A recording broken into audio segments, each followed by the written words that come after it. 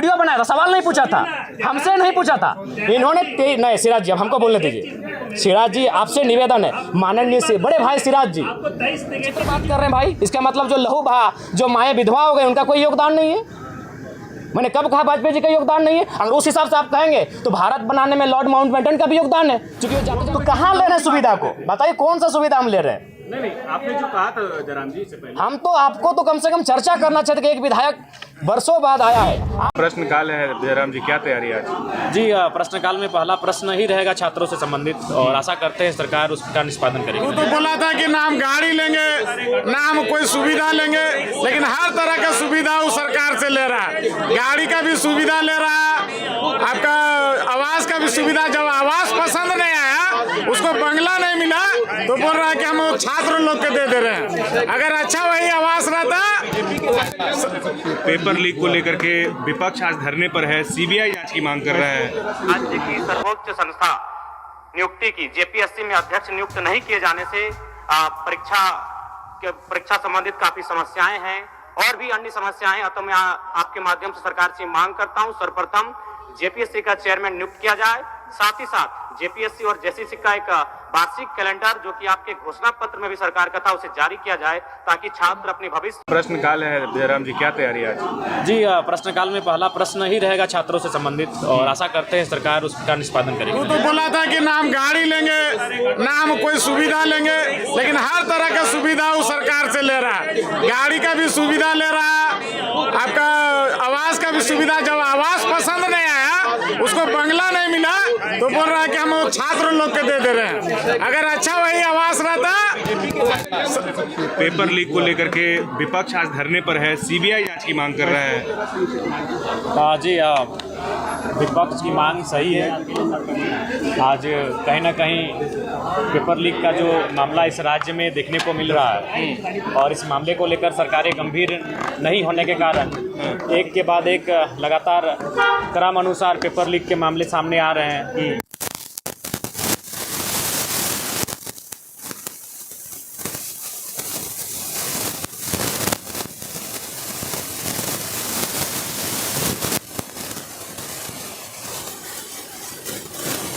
हमारे सामने आएंगे, तो इसलिए आवश्यक है इन विषयों पर विराम लगे, उसके लिए उचित जांच आवश्यक है। ये नौबत क्यों आती है जयराम जी? जो भी एग्जाम होता है उसका पेपर लीक हो जाता है, कहाँ सुधार की जरूरत है? देखिए सुधार की आवश्यकता है कि ब्यूरोक्रेट्स, क्योंकि सरकारों में जो मंत्री हैं उनकी क्षमता क्या है, दक्षता क्या है, ये सभी परिचित है आप उनसे। तो कहीं ना कहीं अगर ब्यूरोक्रेट्स को अगर नियंत्रण में रखें, क्योंकि कभी कभी लगता है कि ब्यूरोक्रेट सरकार के नियंत्रण से बाहर है। अगर ब्यूरोक्रेट सरकार के नियंत्रण में रहेगी और सरकार के क्रियाकलापों से भय खाएगी, तो हमें लगता है निसंदेह इस प्रकार की घटनाएं सामने नहीं आएंगी। तो सदन के पटल पर ये तमाम चीजों को रखेंगे? जी निसंदेह रखेंगे, और चाहे प्रश्न पत्र लीक का मामला हो या जेपीएससी के जो छात्र आंदोलन कर रहे हैं, चेयरमैन नियुक्ति की मांग कर रहे हैं, नियमित परीक्षा कैलेंडर जारी करने की मांग कर रहे हैं, उन विषयों को सदन के पटल पर रखा जाएगा। धन्यवाद। जेपीएससी का अध्यक्ष नियुक्ति का मामला भी कोर्ट में था। जी निसंदेह आज मुझे आशा है कि जेपीएससी अध्यक्ष नियुक्ति का मामला सदन पे पहुंचेगा। प्रश्नकाल है जयराम जी, क्या तैयारी आज? जी प्रश्नकाल में पहला प्रश्न ही रहेगा छात्रों से संबंधित, और आशा करते हैं सरकार उसका निष्पादन करेगी। जयराम जी आप लगातार जो है प्रवासी मजदूरों को रेस्क्यू करने का काम कर रहे हैं। बोकारो से ही 3 मजदूरों को लाने का काम किया गुजरात से। क्या समस्याएं हो गया है जो झारखंड? देखिए समस्याएं तो हैं, और ये भी एक पहल अच्छी है कि प्रवासी मजदूरों को हम लोग वापस लाने में भी सक्षम रहें। अगर सरकार विधायक अगर प्रयास करते हैं तो सकारात्मक परिणाम सामने आते हैं, लेकिन वो प्रयास नहीं करना चाहते हैं। तो मैंने प्रयास किया और तीनों मजदूर वापस आ चुके हैं, लेकिन आगे केवल वापस आना ही हमारा मकसद नहीं है। इस राज्य में छोटे लघु उद्योग, कुटीर उद्योग का स्थापना करना आवश्यक है, तभी जाके प्रवास की समस्या का निदान होगा। धन्यवाद। नमस्कार, जोहार। अभी हम विधानसभा परिसर में हैं और लगातार जो है तमाम विधायक जो हैं सदन के अंदर जा रहे हैं और अपने अपने मुद्दों को लेकर आज जो है बजट सत्र का दूसरा दिन है, और दूसरे दिन में जो है यहाँ पे बीजेपी के लोग जो है हेमंत सोरेन सरकार पर हमला करते हुए नजर आ रहे हैं। तमाम जो खबरें हैं उसको हम दिखाने की कोशिश करेंगे। जयराम महतो ने क्या कुछ कहा है, सारी चीज़ों को आप तक हम रखने की कोशिश करेंगे। बने रहे। घर जाके किया जाता होगा, इसका उसूला विचार है, उसका प्रूफ भी हम देंगे। 1-2 दिन में हम क्वेश्चन में डाले हैं, उसका कौन कितना पैसा दिया है। बहुत सा लोग लिखित के रूप में जेएमएम के लोग वसूला गया है पैसा, उसका भी हम लिखित देंगे। कल या परसों हम उसको विधानसभा के पटल में लाने का काम करेंगे। अरबों रुपया ये लोग घर घर जाके तगादा किया। यहाँ के जेएमएम के जिला अध्यक्ष हो गया, कांग्रेस के जिला अध्यक्ष हो गया, मंत्री लोग हो गया, जहाँ लोग को बोला कि हम लोग पास करवा देंगे, नौकरी दिलवा देंगे, और 10-10 लाख, 20-20 लाख, 50-50 लाख रुपया ले लेके घर से आया है, और उसका लिखित रूप से भी है, और नौकरी नहीं होने के बावजूद भी पैसा वापस नहीं कर रहा है। और हम लोग अपने विधानसभा क्षेत्र में लगातार, मेरे विधानसभा क्षेत्र में 22 घरों में चोरी हुआ है, और जो कुंभ नहाने गया है, मंदिर गया है, या थोड़ा सा बाजार गया है, उसको पूरा के पूरा घर साफ हो जा रहा है। बोकारो डीसी के यहाँ चोर घुस गया है, एक भी चोर या डकैती पकड़ाया नहीं। तो हमको लगता है सरकार फेल्यूअर है, सिर्फ कोयला चोरी पे ध्यान दे रहा है। बहुत नई गाड़ी खरीद रहा है। फोर्जरी लोग जानवे करते हैं। जो लोग आप देख लीजिए, आप जहाँ इशारा कर रहे हैं उसमें हम भी नहीं बताना चाह रहे हैं, लेकिन वैसा फोर्जरी लोग शुरू से ही चंदा का चिट्ठा से जीवन चला रहा है, और जीवन भर वैसे ही चलेगा। विधायक विधानसभा परिसर में प्रदर्शन कर रहे हैं। विधायक उसका ना वैसा लोग के बारे में हम लोग बात भी नहीं करना चाहते। फिर भी मीडिया अगर सवाल कर रहा है, तो बोला था कि ना हम गाड़ी लेंगे, ना हम कोई सुविधा लेंगे, लेकिन हर तरह का सुविधा वो सरकार से ले रहा है। गाड़ी का भी सुविधा ले रहा है, आपका आवास का भी सुविधा। जब आवास पसंद नहीं आया, उसको बंगला नहीं मिला, तो बोल रहा है कि हम छात्र लोग के दे रहे हैं। अगर अच्छा वही आवास रहता, हमको लगता है कि वो आवास में ऐश मौज करने का वो जगह बना लेता। इसलिए वैसा फोर्जरी लोग का बारे में पूछना भी है हम लोग का जगह उचित नहीं हमको लगता है। वो फोर्जरी लोग के जनता ही वो पर्दाफाश कर देगा बहुत जल्दी।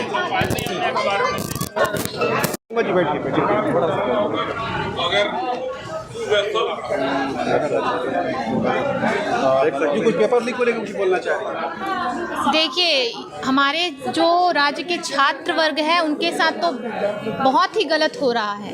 ये राज्य सरकार की विफलता है, जिसके वजह से बार बार राज्य में पेपर लीक की खबरें आपके पास आ रही है। पेपर लीक हो रहे हैं। मैट्रिक जैसे निम्न स्तरीय परीक्षा का लीक होना झारखंड सरकार की सबसे बड़ी नाकामी है। जी, हम तो यही सरकार से आग्रह करते हैं कि उनका भविष्य अंधकार में ना जाए। आप जो पेपर लीक का लिंक वाला जो गिरोह है, उस पर कड़ी से कड़ी कार्रवाई करने की ज़रूरत है, और ऐसे गिरोह का जो है पता लगाकर जो जहां से ये लिंक निकल रहा है उस पर कड़ी से कड़ी कार्रवाई करने की ज़रूरत है। बिल्कुल बिल्कुल जिम्मेदारी तय करने की ज़रूरत है। जेपीएससी की अध्यक्ष की नियुक्ति नहीं कर पा रही है सरकार। किस वजह से जो है ये नियुक्तियां रुकी गई है? अधिकारी जो अभी जो अधिकारी हैं उन पर ढिलाई है, और जो जहां कई जगहों पर तो अधिकारी ही नहीं है। तो सरकार जिम्मेदार बने और ऐसे गैर जिम्मेदाराना हरकतों से जो है थोड़ा सचेत रहने की ज़रूरत है। और सरकार को यही कहेंगे, हमारे छात्रों के हित में सोचें, हमारे छात्रों की भलाई में सोचें। आपने तो जो है वोट लेकर मैया सम्मान योजना निकाल कर जो है वोट बटोर लिए, आपने राज्य में सत्ता हासिल कर ली, पर धरातल पर क्या आपके वादे पूरे हो रहे हैं? आप जरा ध्यान दें और होश में आए। मैडम, ये खूंटी में जो घटना हुई है, जी, जो सामूहिक दुष्कर्म की घटना हुई, जी वही कह रहे हैं। ये जो राज्य सरकार है ऐसे तो ढिंढोरा पीटती है आपके मैया सम्मान को लेकर। आप खुद देखें, क्या आप महिलाओं को पैसे वितरित कर सम्मान दे रहे हैं? क्या उन्हें सुरक्षा की आवश्यकता नहीं है? सिर्फ पैसे की आवश्यकता है? महिलाएं यहाँ सुरक्षित नहीं है। हमारी बच्चियों के साथ दिन दहाड़े जो है छेड़खानी की वारदातें सामने आती है। आपने जैसे बताया कि खूंटी में 5 जो है हमारी नाबालिग युवतियों के साथ जो है 12 युवकों ने दुष्कर्म की घटना सामने आ रही है। तो ऐसे अभी 18, मैंने तो कल तक 12 देखा था, पर अब आपसे पता चल रहा है कि 18 युवकों ने ऐसा किया। तो क्या इस पर कड़ी कार्रवाई होगी? और कब तक ऐसी जो है सम्मान सम्मान जो ये सरकार दे रही है और ऐसी घटनाओं के तहत सम्मान दे रही है। तो मैं राज्य सरकार से इतना ही कहना चाहूँगी, हमारी मैयाओं की सुरक्षा को लेकर, हमारे बच्चियों की सुरक्षा को लेकर कड़े नियम और कानून लाए, ताकि बाकी से तो इन्हें सम्मान आप दे रहे हैं, पैसे देकर कोई सम्मान मैया नहीं लेना चाहिए अगर उसके आत्मसम्मान, उसके सम्मान की रक्षा सरकार नहीं कर पाई। नहीं, उन्होंने वीडियो बनाया था, सवाल नहीं पूछा था, हमसे नहीं पूछा था इन्होंने। नहीं सिराज जी, अब हमको बोलने दीजिए। सिराज जी, आपसे निवेदन है, माननीय से बड़े भाई सिराज जी बात कर रहे हैं भाई, इसका मतलब जो लहू बहा, जो माएँ विधवा हो गए, उनका कोई योगदान नहीं है। मैंने कब कहा वाजपेयी जी का योगदान नहीं है? अगर उस हिसाब से आप कहेंगे तो भारत बनाने में लॉर्ड माउंटबेटन का भी योगदान है, क्योंकि तो कहाँ ले रहे हैं सुविधा को? बताइए कौन सा सुविधा हम ले रहे हैं? नहीं, आपने जो कहा था जयराम जी से पहले, हम तो आपको तो कम से कम चर्चा करना चाहते कि एक विधायक वर्षों बाद आया है। आप खुद बोले हम समर्थन करते हैं, आप अभी 30 सेकंड पहले बोले कि हम झारखंड राज्य का समर्थन करते हैं। तो मैं बताना चाहता हूं, चूंकि मैं एक आंदोलनकारी का बेटा हूं, झारखंड राज्य सड़क जाम करके लिया गया, इसलिए इस सवाल को अब रखिए। वो तिवारी जी का भी आवाज़ वही होगा और जयराम महतो का भी आवाज़ का दर वही होगा। तो इसलिए उनको चाहिए कि अपना थोड़ा सा जो याददाश्त है या अपनी जानकारी को पुख्ता करें। मामला सुर्खी में रहा, सदन के बाहर भी और अंदर विपक्ष हंगामा करता रहा। क्या लगता है सरकार पर दबाव बनाने में आप सफल हुए? देखिए, काफ़ी हद तक सरकार में दबाव बनाने में सफल रहे हैं, चूँकि पेपर लीक 10वीं कक्षा के बच्चों का हुआ है और 10वीं कक्षा के बच्चे हमें लगता है हर एक परिवार में हैं। शायद ही पूरे राज्य में जो 32,600 गांव हैं, उनमें शायद ही कोई परिवार ऐसा होगा, संयुक्त परिवार, जहां 10वीं कक्षा के बच्चे नहीं हैं। तो ये राज्य स्तरीय मामला है, राज्य के आवाम का मामला है। तो हमें लगता है कि सरकार अपनी हठधर्मिता को छोड़कर इस बात को स्वीकार करेगी, अपनी त्रुटियों में सुधार करेगी। सरकार कह रही है, डीजीपी का जो बयान है, वो कह रहे हैं कि जो गिरिडीह से पकड़े गए हैं और उद्भेदन हो गया, जो इससे जांच नहीं, हमें लगता है सीबीआई जांच की मांग करना उचित होगी, क्योंकि वहाँ किसी राजनेता को दर्शाया जा रहा है। ठीक, वो किसी पार्टी का है, मुझे उससे कोई समस्या या फिर समर्थन। विषय ये है कि अगर राजनेता के पास वो प्रश्न पत्र पहुँचा कैसे, चूँकि प्रश्न पत्र का मामला होता है कार्यपालिका का, उसमें विधायिका का भी रोल नहीं होता है। विधायिका यहाँ बैठ के एक नियम बना देती है और उससे वह कार्यपालिका कार्य होता है। अगर आप धरातल पर बात करें तो बीडीओ महोदय को आप देख सकते हैं, सीओ महोदय को आप देख सकते हैं कि वो प्रश्न पत्र अपनी गाड़ी में, सरकारी गाड़ी में भरकर पहुंचाते हैं, फिर उसका सील होता है और फिर अपनी सरकारी गाड़ी में भरकर उसे जिला स्तर का जो जहां जमा होता है वहां पहुंचाते हैं। तो ये जो प्रश्न पत्र का मामला है, ये कार्यपालिका का मामला है और कार्यपालिका सरकार का अंग होती है। तो इसमें अगर आप किसी ऐसे नेता जो संवैधानिक पद पे नहीं है, जो इस हाउस का मेंबर नहीं है, अगर उस पर आप आरोप लगाते हैं तो ठीक है, बाहर में उसने सेटिंग किया होगा, बाहर में उसका योगदान होगा, लेकिन इसमें ब्यूरोक्रेट्स के बड़े लोग शामिल हैं। इसीलिए सीबीआई जांच होना बहुत ही वाजिब है और मैं भी आपके माध्यम से, देश के लोकतंत्र के चौथे स्तंभ के माध्यम से सीबीआई जांच की मांग करता हूँ। आपने जिस आवाज़ को लेकर बोला कि जो आवाज़ दे देंगे उनको लेकर आशु विधायक ने कहा कि बढ़िया आवाज़ है। देखिए, सबसे पहला बात है जो आशु के विधायक, उनकी सोच और समझ थोड़ी सी कम है। उनको मैं आपके माध्यम से उनको भी कहूँगा और हम चाहेंगे कि आप ये संदेश उन तक भी पहुँचा दें। आशु के जो माननीय विधायक हैं उन तक ये संदेश पहुँचा दें कि अपनी नज़र को कम से कम खोलें। अपनी नज़र को खोलकर अगर नहीं देख पा रहे तो ऊपर थोड़ा चढ़ जाएं इस मंजिले पे और वहाँ से जाकर वो देख सकते हैं कि लगभग 70 आवास बने हैं और वो 70 आवास बने हैं 303 करोड़ के लागत से। अगर उसे आप डिवाइड करेंगे तो एक विधायक का आवास लगभग 4 करोड़ 32 लाख में बना है। वो तिवारी जी का भी आवास वही होगा और जयराम महतो का भी आवास का दर वही होगा। तो इसलिए उनको चाहिए कि अपना थोड़ा सा जो याददाश्त है या अपनी जानकारी को पुख्ता करें। इसी मंच पे जो है पिछली बार बहुत चीख कर आप बोले थे जी, कि जयराम महतो जो बोलता है वही करता है जी। आखिर जयराम महतो सरकारी सुख सुविधा जो बोले टीए नहीं लेंगे, आवास नहीं लेंगे, अब तो मान लीजिए वही कर रहे हैं। नहीं सिराज जी, आप अगर पूरी तरह से सुने होंगे तो वो यहाँ कहने से पहले उस विषय को मैंने सदन में कहा था और सदन में क्यों कहा था इस विषय को आपको जानना चाहिए। वीडियो को फिर से उठाइए। सदन में लगभग 3 सत्ता पक्ष के नेताओं ने मैया सम्मान योजना पर बहुत ज़्यादा बहस किया था, महिमा मंडन किया था। तो मैंने ये तर्क दिया था कि आप 2,500 रुपये पर महिमा मंडन कर रहे हैं और आप सैलरी 2 लाख का ले रहे हैं, आप टीएडीए लाख का ले रहे हैं, तो आप भी इनको में कटौती कीजिए, इन सुविधाओं का त्याग कीजिए। आज मैं फिर कह रहा हूँ कि जिस दिन ये विधेयक पारित होगा इस सदन में कि विधायक की सैलरी 2,13,000 ना होकर 60,000 होगी, एक तृतीय वर्ग कर्मचारी के समान, पहला विधायक का हस्ताक्षर जयराम महतो का होगा। लेकिन आप सही बोले थे कि जयराम महतो जो बोलता सो करता। मेरा सवाल था कि क्या जयराम महतो सरकारी सुख सुविधा नहीं लेंगे या आवेश में ये चीजें बोल रहे हैं? नहीं, आज भाषा जो है आज नहीं मैं पुनः कहूँगा, आज पहला विधायक हम होंगे, चूंकि आप उस पहला बात है कि रील्स का दुनिया आया, आप उसे रील्स के तर्ज पे लेके जाते हैं। मैं आज पुनः कहूँगा, जिस दिन ये विधेयक पारित होगा, जिस दिन ये त्याग होगा, पहला विधायक हम होंगे। मेरा तर्क सुन लीजिए। आज अगर आप बात करें तो 4 करोड़ 32 लाख के लागत से ये आवास बना है। अगर जयराम महतो नहीं लेता है तो आपको जानकारी होना चाहिए, आज इस राज्य में कई ऐसे मंत्री हैं जो लगभग 2 आवास लेके बैठे हैं, 3 आवास लेके बैठे हैं। तो जाहिर सी बात है किसी वीआईपी के पास चला जाएगा। और ये राज्य जहाँ के छात्र काफ़ी परेशान है, जहाँ के छात्र बड़ी संघर्ष के साथ रांची में आके रह रहे हैं, तो मैं सोच रहा हूँ, मैं एक नया प्रयोग करने जा रहा हूँ। मैं अपने आवास को ऐसे छात्र जो डुमरी विधानसभा से, धनबाद बोकारो जिला से चलकर आके रांची में रहते हैं, उनके हवाले रहेगा। हाँ, नया पुराना कोई जो मिलेगा। अभी फिलहाल अपने दोस्त के यहाँ रहते हैं। जयराम जी, और वैसे कौन से मुद्दे हैं जिनको लेकर बाद में आपका जो विधायक बनने के बाद जो है बदल गई है? गाड़ी को लेकर भी सवाल, गाड़ी तो कई विधायक लिया है, लेकिन आपने ये कहा था कि हम विधायक बने दोस्त की गाड़ी से चलेंगे और उसमें लिखा रहेगा कि ये गाड़ी विधायक जी का दोस्त। जी, लेकिन मैंने पहले ही कहा है कि मैं अपने सिद्धांतों से, अगर आवाम को नुकसान ना हो, एक बहुत बड़ी आबादी को कोई नुकसान ना हो, तो मैं अपने सिद्धांतों के साथ रहूँगा। जैसे अभी मैं चप्पल पहन के नहीं आता हूँ, मेरे इस वचन से मेरी आवाम को कोई नुकसान नहीं है, जयराम महतो को भी व्यक्तिगत नुकसान नहीं है, लेकिन मेरे गाड़ी वाले मसले से मेरी आवाम को भी नुकसान था। नुकसान कैसा था? मान के चलिए प्रत्येक दिन हम लोग 3000-4000 रुपये का पेट्रोल भरते हैं। अभी ड्राइवर हमारे पास आएगा, 2 ड्राइवर मैनेज होंगे, यानी 2 बेरोजगार युवा रोजगार से जुड़ेंगे, और वो तभी होगा जब वो गाड़ी का रजिस्ट्रेशन आपके नाम से होगा। अभी सपोज दैट अगर मेरे बाबा जनता दरबार अभी झारखंड में ओपन कोई लगाता है तो जयराम महतो लगाता है।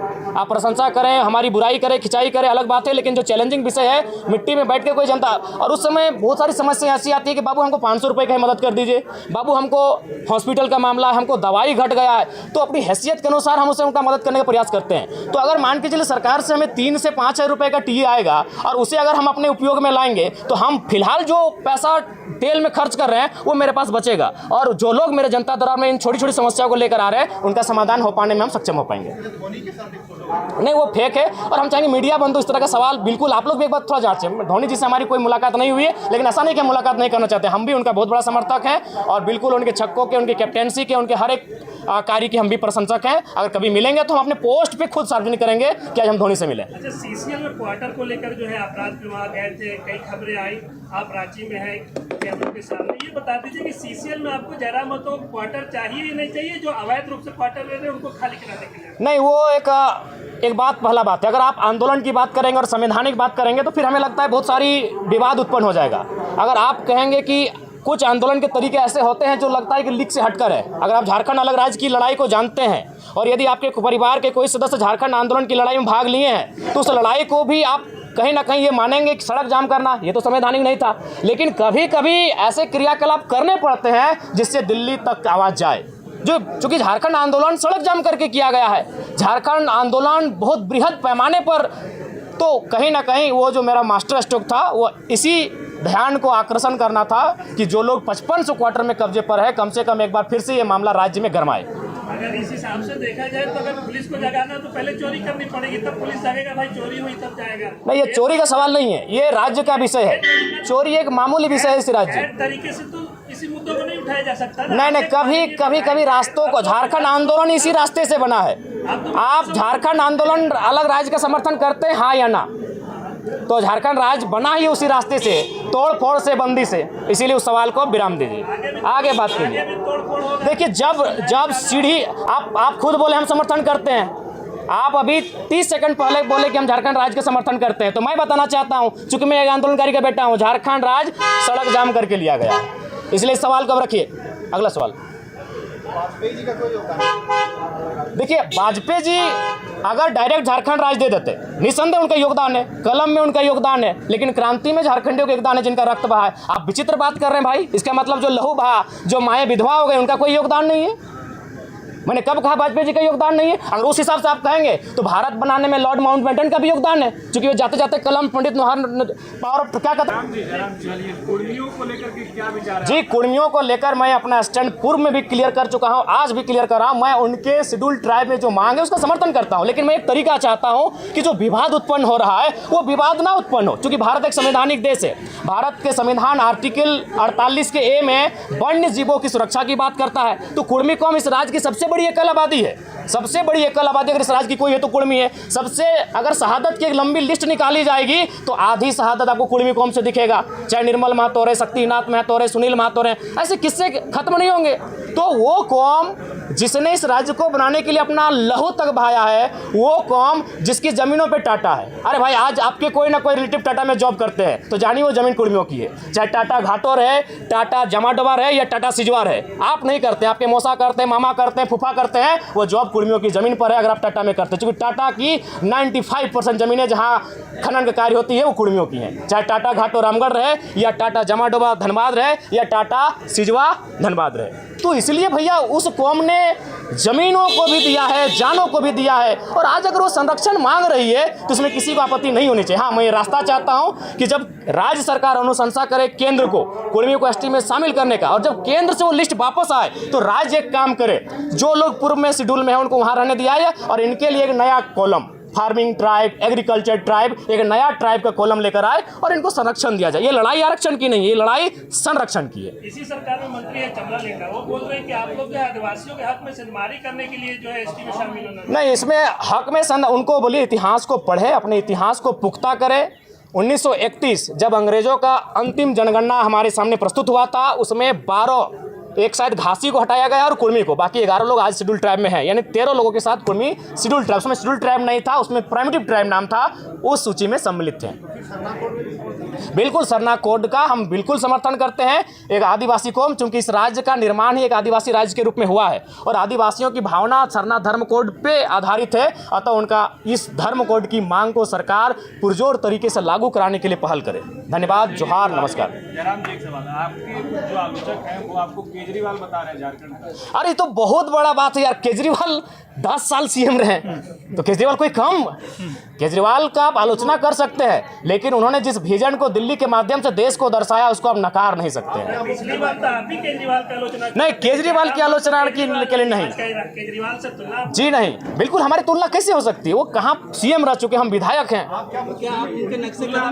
नहीं, हम लोग अपना रोड मैप अलग बनाएंगे। जयराम जी, तुलना इसलिए नहीं हो रही कि वो सीएम है, तुलना इसलिए हो रही है कि आप जो सुविधा की बात कर रहे थे वो भी तो कहाँ ले रहे हैं सुविधा को? बताइए कौन सा सुविधा हम ले रहे हैं? नहीं, आपने जो कहा था जयराम जी से पहले, हम तो आपको तो कम से कम चर्चा करना चाहते कि एक विधायक वर्षों बाद आया है। आज अभी अंदर हम सुनिए आपको बता रहे हैं, जब हम अंदर जाते हैं ना, और जितने भी कर्मचारी हैं विधायक छोड़ के, उनको क्या फील होता है मालूम है? कि मेरे घर का बच्चा विधायक बन के आया है। बाकी विधायक, अब तो अंदर चुके आपको कैमरा अलाउड नहीं, देखिएगा, बाकी विधायक से मिलते हैं माननीय के तर्ज पे मिलते हैं, हमसे मिलते हैं, कंधे पे हाथ रखते हैं, ऐसे मिलते हैं, हम कभी उनको नहीं बोलते, क्योंकि उनको लगता है हम उनके घर का बच्चा है, जबकि एक माननीय का प्रोटोकॉल होता है। कई वीडियो हमारा देखिएगा, दरोगा एक थाना प्रभारी आके हमको ऐसे हाथ पकड़ लेता है, जबकि हमारे दोस्त हमें कान में कहते हैं कि प्रोटोकॉल के हिसाब से आपसे बहुत जूनियर है, वो आपके साथ ऐसा व्यवहार नहीं कर सकते हैं। तो हम उनको बोलते हैं कि उनको कभी नहीं लगा कि हम उनका विधायक है, उनको लगता है कि हमका छोटा भाई है। आप अंदर जाइएगा,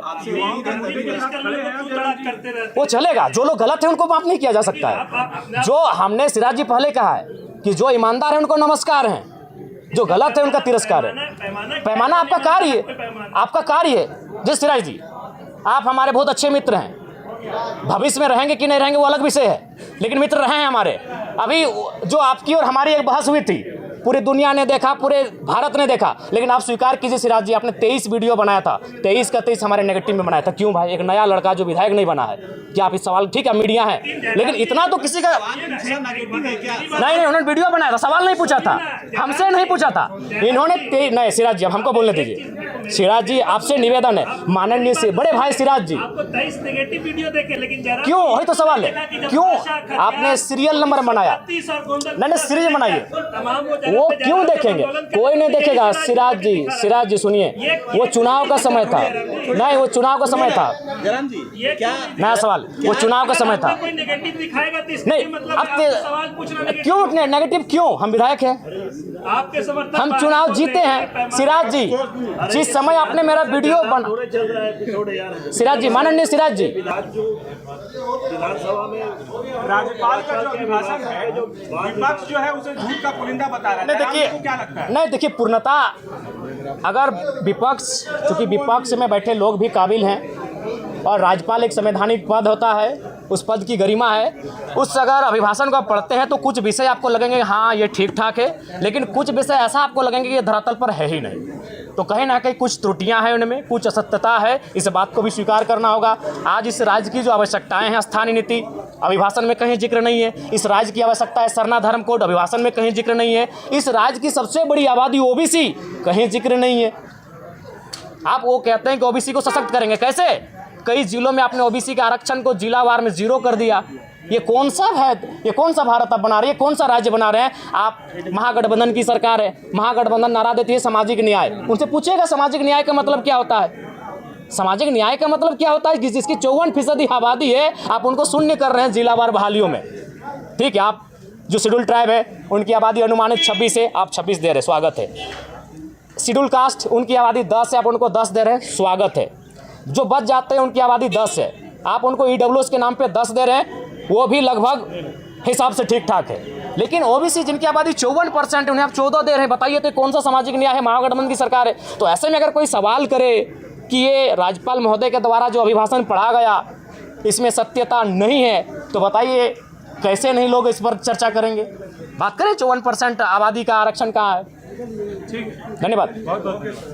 वर्तमान में जेपीएससी के छात्र लगातार आंदोलन कर रहे हैं, विभिन्न प्रकार के कार्यक्रमों के माध्यम से सरकार का ध्यान आकृष्ट करने का प्रयास भी कर रहे हैं, किंतु अब तक उनकी मांगों को अनसुना किया गया। अध्यक्ष महोदय, छात्र के विषय राज्य के सदैव ज्वलंत मुद्दे रहे हैं और आज झारखंड राज्य जिस पृष्ठभूमि से आता है, मध्यम वर्ग परिवार के माता पिता बड़ी मेहनत के साथ पाई जुगाड़ करके अपने बच्चों को हजारीबाग, रांची, धनबाद जैसे शैक्षणिक संस्थानों में पढ़ने के लिए भेजते हैं अध्यक्ष महोदय, और उनकी आशा होती है कि परीक्षाएं नियमित होंगी, उन परीक्षाओं में बैठेंगे, उत्तीर्ण होकर अपने सपनों को साकार करेंगे। लेकिन आज दुर्भाग्य की बात है कि राज्य की सर्वोच्च संस्था नियुक्ति की जेपीएससी में अध्यक्ष नियुक्त नहीं किए जाने से परीक्षा संबंधित काफी समस्याएं हैं और भी अन्य समस्याएं। तो मैं आपके माध्यम से सरकार से मांग करता हूं, सर्वप्रथम जेपीएससी का चेयरमैन नियुक्त किया जाए, साथ ही साथ जेपीएससी और जेसीसी का एक वार्षिक कैलेंडर जो कि आपके घोषणा पत्र में भी सरकार का था उसे जारी किया जाए, ताकि छात्र अपने भविष्य और परीक्षाओं को लेकर एक पॉजिटिव हो सके। धन्यवाद अध्यक्ष महोदय। माननीय सदस्य श्री अमित कुमार यादव जी। एजेंसियों के माध्यम से उनमें कई शिकायतें हमें मिली हैं जहां कार्य करने के बाद उन्हें हटा दिया जा रहा है अध्यक्ष महोदय। दूसरी बात अध्यक्ष महोदय, मैं जानना चाहता हूं कि डुमरी विधानसभा में एक भी ऐसे विद्यालय का हमें उदाहरण दे मंत्री महोदय जिसकी हम निगरानी खुद का निरीक्षण करना चाहेंगे, और हम जो मंत्री महोदय कागज में लिख के दे रहे हैं धरातल पर वो है कि नहीं हम स्वयं देखना चाहेंगे। डुमरी विधानसभा के आपको विद्यालय का उदाहरण देखना चाहेंगे। आपका कागज की मांग है ना? जी, हमारा डुमरी विधानसभा का। जी, माननीय मंत्री लिख कर तो ये दे रहे हैं, लेकिन हम धरातल पर जाकर स्वयं देखना चाहते हैं अध्यक्ष महोदय की वास्तव में ये धरातल पर है कि नहीं है। ठीक, मैं मांग करता हूं मंत्री महोदय से। उनका जो ही डिमांड है डुमरी विधानसभा की बात जी, उन्होंने मांग रहे हैं कागज दिलवा। मैं डुमरी विधानसभा क्षेत्र की जो है मैं उसको उपलब्ध करा दूंगा। ठीक है जयराम जी, धन्यवाद। तारांकित माननीय सदस्य सुखराम ओराम जी। सरकार द्वारा 80 उत्कृष्ट विद्यालयों का उद्घाटन किया गया है। क्या यह बात सही है कि 2017 में कंप्यूटर आधारित शिक्षा प्रदान करने के लिए स्मार्ट क्लासरूम योजना आरंभ की गई है? माननीय मंत्री जी कौन जवाब देंगे? जी बैठिए, जयराम जी बैठिए। अध्यक्ष महोदय, माननीय सदस्य का जो प्रश्न है, इनका प्रश्न है कि 2 मई 2023 को सरकार द्वारा 80 उत्कृष्ट विद्यालयों का उद्घाटन किया गया है। अध्यक्ष महोदय, ये